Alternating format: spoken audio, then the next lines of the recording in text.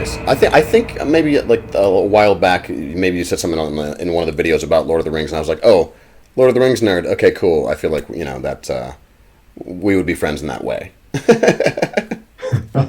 Did you watch Rings of Oh Power? man, I haven't. My most recent experience with Lord of the Rings, I'm reading Lord of the Rings to my daughters as bedtime stories. We've been doing that for the last year. We're up to about chapter 7 of Return of the King. Just finished chapter 6. Pelennor feels that epic battle when the riders of Rohan go to the aid of Gondor, and they man, it's such. I love the book so much more than the movies. The Oh movies are yeah, great, and I love the movies, but the books are. There's just so much more to love in them, which is amazing. yeah. Like there are a lot of great characters, which they're neat characters in the movie, but in the books they're just fleshed out so much more, and you see just so many acts of heroism that are so inspiring in the books that there's just not time for in the movies. Like take Eomer for example. In the movie, who plays him? Carl Urban, is that Yeah, it? Carl Urban. Yeah, yeah. Yeah, and he's there. He's there in the movie. He has some lines. He's okay. Nothing wrong with him. But in the Battle of Pelennor Fields, chapter 6 of that book, it's you see the character and the quality of this man in a way that the movie doesn't have time for. Where Theoden the king, he is killed unceremoniously, ungloriously killed as his horse falls on top of him while fighting the Witch King. And yeah, what a way to die too, man. Like the bad guy doesn't even stab him. He falls off his horse. The horse falls on top of him, dead. Oh man. And Eomer takes up the mantle of the king mid-battle, a losing battle, as far as he knows. He doesn't know the riders of Rohan are coming in here. I'm nerding out big time for anybody who has not familiarized themselves with the source material, but I'm going to finish this thought, man. No, keep I'm going, going to keep going, finish keep this going. thought. They understand they're in a losing battle. They're probably going to die.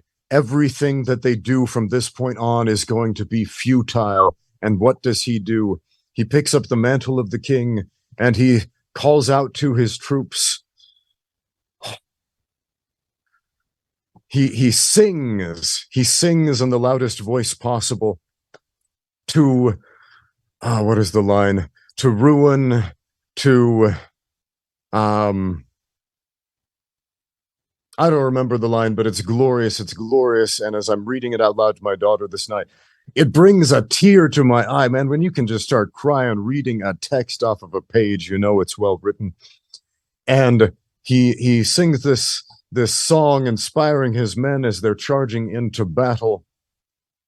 And they do it anyway. They do it anyway. This is something that's a little bit missing from the movie. The state of desperation. I'm going to nerd out about one other scene in the movie that's just subtly but importantly different in the book. Okay. So Eowyn, in the Battle of Pelennor Fields, she's there. She's disguised as a male soldier. She confronts the Witch King. The Witch King in the movie says, "No man can defeat me." She takes off her helmet and her dramatic reveal, "I am no man." Stab. The Witch King dies. The end. And it's this fun little girl power moment. In the book, the same beats happen, but they happen just a little bit differently.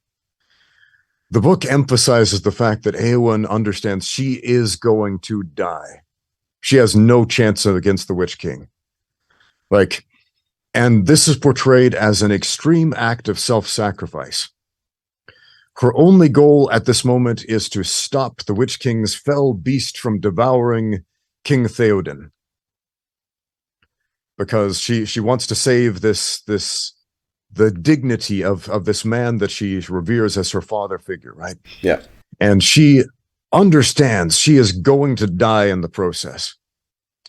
And in the movie, it's played off like, I can defeat you because I'm a woman, because I've got the magic woman power or whatever. And it's like, it's kind of cheesy. It's kind of cheesy. In the book, she doesn't know. She doesn't know. and it just happens to work out in her favor, but she has no idea. She understands she's going to her death. And so we see the scene of extreme heroism that is just utterly lacking in the movie. And I love it so much in the book, and in the movie, it's like just a couple of lines different could have made this such a powerful scene. Yeah. Instead of one that people were like, it's kind of cheesy. Yeah. In an otherwise great film. Yeah. Anyway. Yeah. No, I totally agree with you on that one. I think that thinking about it in the scope of like the movie itself, like, and I'm not defending her, because I agree with you. Like in the book, it's way better. Like it's so, and there's so much more detail about why, the Witch King is made vulnerable because of the stabbing from the particular blade that came from the Barrow Downs, like in the first book. Yeah. Way back in the first book, yeah. Yeah. But I think that maybe in the movie, because like I think it might have been a similar reason why they couldn't do the full Shire ending, where it's like you can only tug on people's heartstrings like so many times per movie. It's like maybe it just fell in between too much harder. I can't remember exactly in the movie what's happening, because you've got like all these moments like boom, boom, boom right in a row. I don't know. That's just my thought. It's in the book. It's easier to digest because you can be like, take it at your own pace, kind of. Yeah. But sure, yeah, it gives us the inner monologue. It gives us a bit of stream of consciousness of all the characters in the books that obviously we can't get in the movie. But just like a simple throwaway line can change so much in a movie. It can fix plot holes. It can do so much for character development. There are just a few moments I just wish they would have thought it through just a little bit more before they put it to film. Sure. Yeah, I agree with you. I agree with that. Especially the ending of the movies, where the plan of like, let's just go create a distraction and maybe it'll distract them from. It's like that's okay. That's sort of kind of what happened, but that's a vast oversimplification of like why we're all doing this stuff. It's like Sauron thinks that. Like it's a whole like trickery. That's like Sauron thinks the ring is over here, and he thinks probably Aragorn has it because like it's like not just like we're just gonna go like knock on the door and hopefully he'll turn the other way while you guys go drop the ring in the fire, like that. Oh yeah, and in the movie it's quite literally presented visually with the Eye of Sauron going.